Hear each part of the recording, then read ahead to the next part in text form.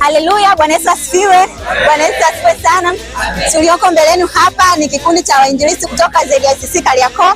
Kama mnavyotuona hapo, tuko kwa ajili ya kwenda kushuhudia watu kwa ajili ya kwenda kumpokea Bwana Yesu. Bwana Yesu asifiwe.